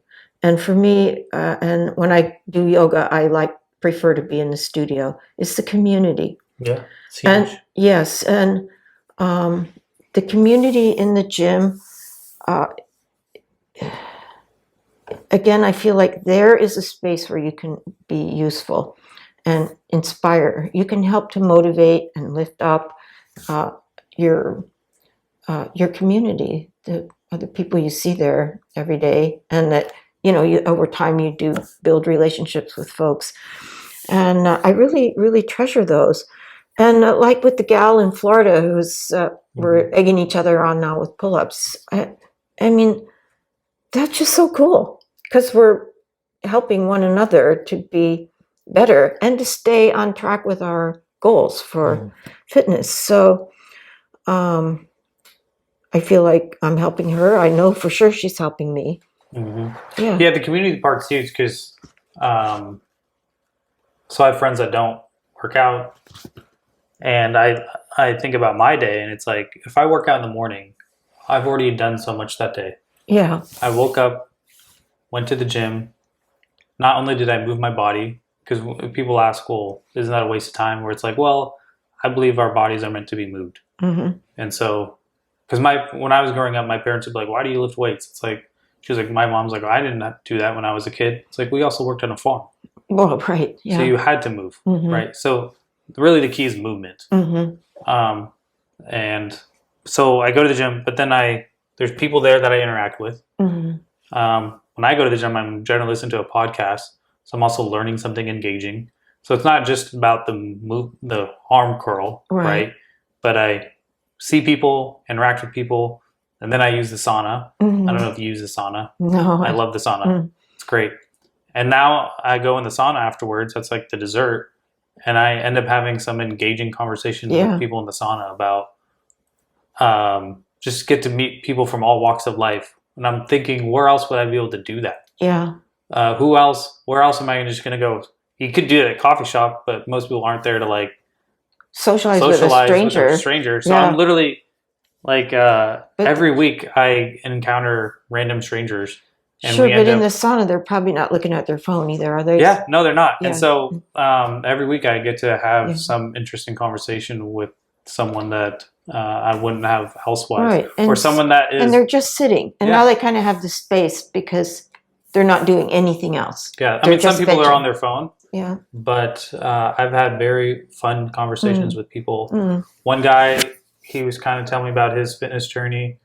And then I told him, hey, if you continue down that path, because there's a difference between being in a bulk, being in a deficit, and being in maintenance, right? If you're in a deficit, you don't do that indefinitely. You do have to stop that at some point and then go into maintenance phase. So I was able to explain all that to him. He was like, wow. I was like, what I just told you took me 3 years to figure out, and now you're able to get it in 10 minutes. And he's like, wow, thank you. I really appreciate that. So that's another thing I get out of the gym is just having meaningful conversations. Because I could sit there in the sauna and talk about sports or what happened last night at the game, but that has no consequential value to either one of us. So I get so much out of it. And so by the time I get home, I haven't even had breakfast yet. I've already had this really fun, engaging day. And now whatever happens at work, it's like, cool, I already got all that stuff out of the way. I've had fun. I've mentally challenged myself. I've physically challenged myself. I've socially challenged myself. I've already met all these challenges. Now my day has started. And now I'm, working on whatever my craft is for the day. So yeah, it's not just about fitness, but social and all the other stuff. Right. Yeah. And actually, isolation and lack of social connection is now, I think people say it's like as bad as smoking half a pack of cigarettes a day. So yeah, the community aspect of fitness is huge. And I would work out by myself if I had to, but I love going to the gym. Yeah, and I do that when I run. It's a pretty solo sport. Yeah. My kids will run with me in the summertime. So well, even if it's a beautiful day, I still go to the gym and walk on the treadmill.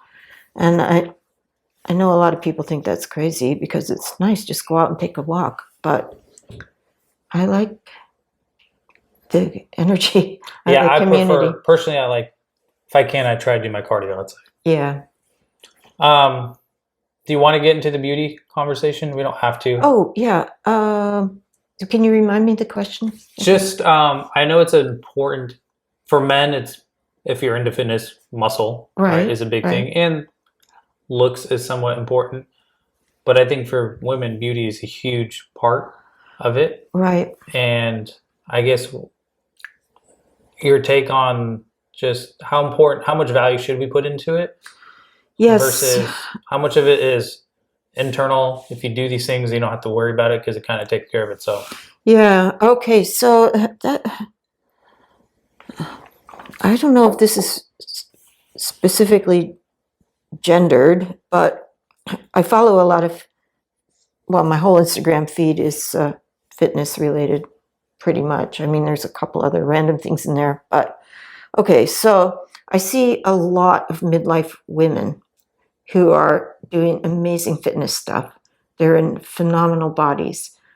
And yet, okay, if they're not like much past 50, say, so they're still sort of young-ish, but they work out and achieve amazing results, but it's still all about the waist, the butt, the boobs. I mean, I feel like for girls, every day is leg day. They're still, they're still like in a posing in a bikini or like a really teeny outfit, and so yes, they're incredible athletes, but they're still going for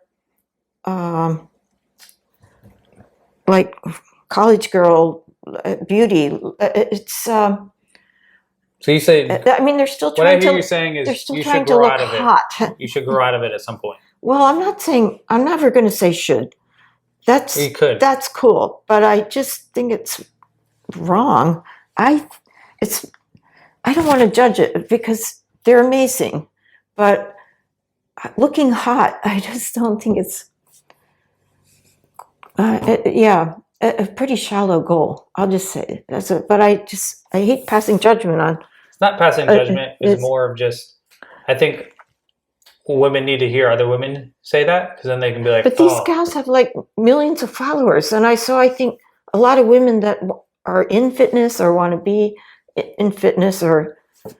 Yeah, I mean that's what motivates them is because they want to look hot, and look sexy. Okay, I mean. But, all right.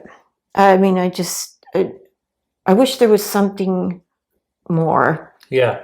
I think if you listen to people like Dr. Gabrielle Lyon and women like that, they would define beauty and sexy as putting in the work in the gym, having good muscle, and then playing with your body fat percentage. But minimizing that and focusing more on are you putting in the work to have healthy, just having an overall healthy body versus just aesthetics? Aesthetics should be a byproduct. Aesthetics, I think that's the word for what I'm just. Aesthetics should be a byproduct of you putting in the work. Yes, but too many women are more focused on the aesthetics than the actual putting in the work. But we're all in different bodies, right? So this message is going to take a long time to filter into the consciousness of our culture. But in the last Summer Olympics, there were so many phenomenal women. And the sprinter, what's her name? The hurdle? Well, I was thinking of, everybody, the gymnasts, the track and field women, the weightlifters who are not in small bodies. Did you see the Indian girl that passed away last week? No. There was this girl, she's like 18 or 19. Native American or from India. India, okay. And she was squatting and the bar broke and it broke her neck. Oh my God. She ended up passing away. That's horrible. But I think the spokeswoman who kind of so what a lot of messaging came out, at least in the space where I'm listening to voices of body acceptance, and the number one spokeswoman for that was Alona Mar, rugby player. She's 6'1" or 2". She weighs 200 pounds. She has a BMI that is technically classifies her as obese. Yeah. But she's stunning. She was on the cover of Sports Illustrated swimsuit. And after the Olympics, then she went on to do Dancing with Stars. Now, the thing with Alona is and she has so much presence and charisma, but now she's on a stage. She was bigger than her dancing partner. And among all the other women who were in the TV show, she's like a Clydesdale among thoroughbreds. So it's totally different. And yet she makes no apology for how she looks. And she'll say, I've got these broad shoulders. I'm technically classed as obese, this and that. And then she'll say, but I went to the Olympics and you didn't. But it's just this is my body and this is who I am. And I'm proud of what I've achieved.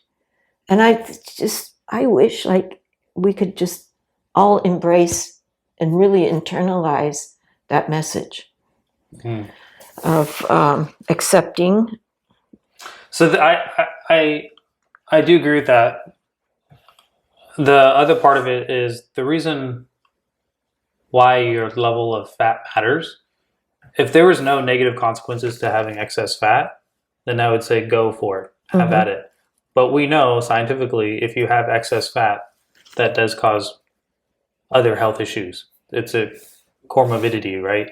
And so that's the part where it's body positivity. Hey, let's embrace who you are. Well, if who you are is 100 pounds overweight, yes, you can love yourself, but also know that there's a price to pay for being 100 pounds overweight of fat, not muscle. Yeah. So finding that balance of yes.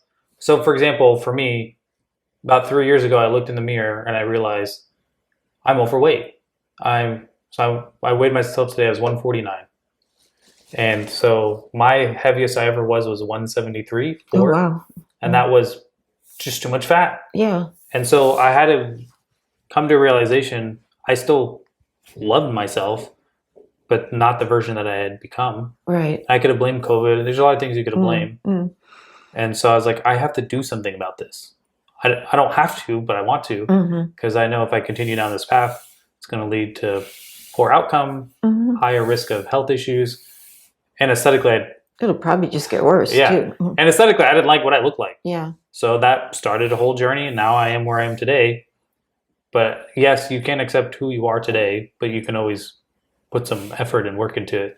Because the version of myself now is much better than the version about 2.5 years ago. Okay, so I was just, quoting or citing Alona Mar and Olympic weightlifters, powerlifters. Their big girls. Yeah. And if you saw them at Costco or the supermarket, you'd think, oh my God, they're so fat.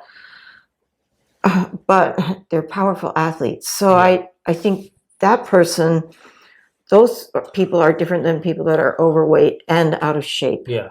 But you've never been overweight. Yeah, and I was just you kind of took the words out of my mouth in a way. I was just going to say, when I'm on this topic and people do ask me about it, like, what do you eat? And I just, I'm a little reluctant to speak to it head on because I've never had a problem with my weight. Yeah. My weight's gone up and down. And when, for example, I was training to be a firefighter, I weighed about 130, 35. Mm-hmm. But I think it was solid. A lot of it was muscle. Yeah. But as soon as I quit doing that, But, I have to watch what I eat, especially pre-menopause. I could eat like a lumberjack, and I could eat anything, and I would never gain an ounce. But, after I pass that point, I do watch what I eat. And now that I'm more of a gym rat, and it was also years of yoga training, I just really had a lot of time to develop good nutritional habits. So it's just not an issue. One thing they ask, especially functional fitness doctors, is what's the best medicine to anything? And they're like, prevention. So you're a poster child of just don't get overweight in the first place. Yeah. It's going to save you from so much. Again, I'm not glad I was overweight, but now that I have been and now I'm where I am today, it helps me understand people that are extremely overweight. Because most people, if you would have met me 2.5 years ago, you probably would have looked at me and been like, well, he works out. I would have been average. I still would have been above average in health or fitness. But if you would have seen me 20 extra pounds of fat, right, that just would have been what everyone else is like. Right. And so I was like, oh, I don't want that. Yeah, but But prevention, you're a poster child of just, sometimes you don't realize how good you've had it because you never had to deal with the thing in the first place, which is great because that's what I would want all my kids to be in. That is like, you don't have to. There's some things in life you have to do to learn, right? How do you learn to ride a bike? You can read a book, you can watch a video, but you actually have to get on the bike and you got to do the thing. I would never. You don't have to put your finger in the fire to know that it's not good for you, and there's other things like that where it's like you don't have to get overweight to know. You don't need to be in that position. I would much prefer you have a lifestyle of just avoiding certain unhealthy habits. Like I don't smoke. Mm-hmm. I don't drink alcohol. Mm-hmm. I don't care if other people do. I just know like the risk isn't worth it. Right. And so if you can prevent from getting overweight or over fat, I think that's going to save you from a lot of potential issues. Yeah, but I just... I don't think, because it's not a problem for me. Part of it's genetics. Yeah. Just getting lucky at the genetic lottery, but a lot of it is lifestyle and good habits too. But still, I don't know if I can, because I know people really, really struggle. It is. Yeah, and I have no judgment on anybody in the shape they're in. I want everybody to love the body they're in and to be happy with themselves. They can be that person, love the body they're in, and still embark on a fitness journey. Right. I know people don't, and I know they're always berating themselves, but... All right, let's end on a fun question. Yeah, okay. I'm a young girl in my 20s, and I meet you, and I say, tell me all the secrets to life and success. Trust yourself and listen to your intuition. That takes some practice, but cultivate that kind of deep listening so you can trust your own judgment, question everything, and really pursue your passions. and what makes you happy. I mean, I'm happy with what I'm doing.